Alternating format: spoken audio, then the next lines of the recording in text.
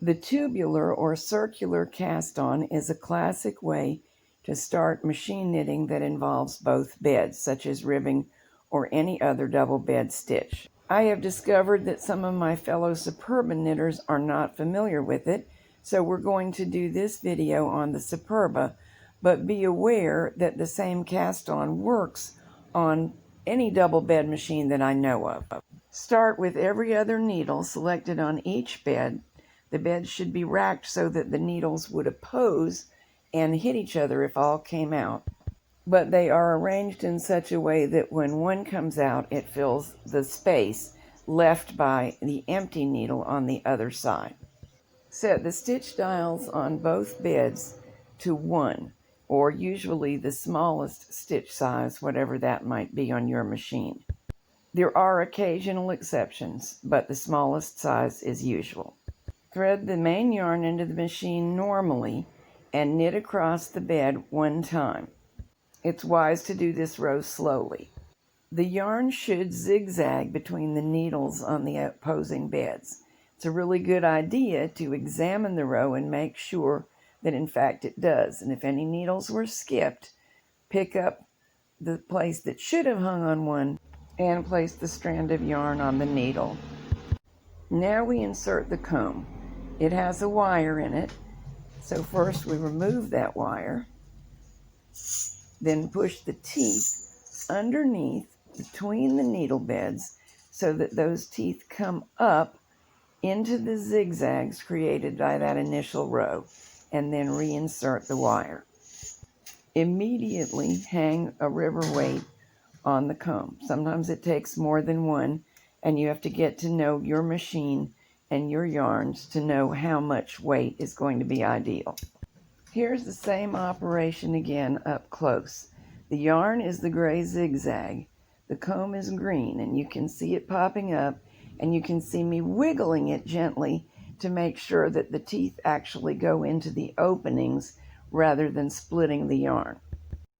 What needs to happen next is that both beds knit in one direction only, and it's not the same direction as the opposing bed. So for the Superba, that's the circular arrow key on both carriages. Then slowly knit 2 rows. On some machines, I change stitch size before these 2 rows. On my Superba, I don't find the need. I just leave it at stitch size 1. And now, to go to normal ribbing, we go back to the stockinette key, the upside down V.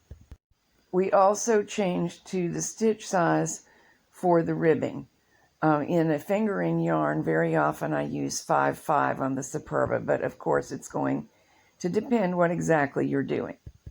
What happens when we use the circular arrow keys is that one carriage knits going one direction and the other one does not. On the second pass with the carriage, they change duties, and the one that did not knit before knits going the second direction.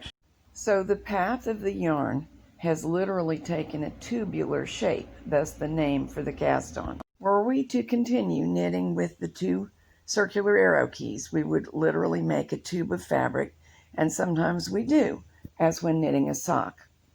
In this instance, we use that tube and the way the yarn behaves to lock the initial stitches together. Some people say that they find the tubular cast-on ugly, and it's usually not actually a problem if you realize that you need to tweak it after it comes off of the machine.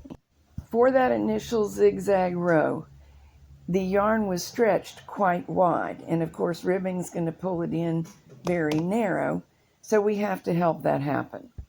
If manually adjusting the edge is not enough, you can work a latch needle through the edge of the cast-on, grab the initial yarn tail, and pull it back through.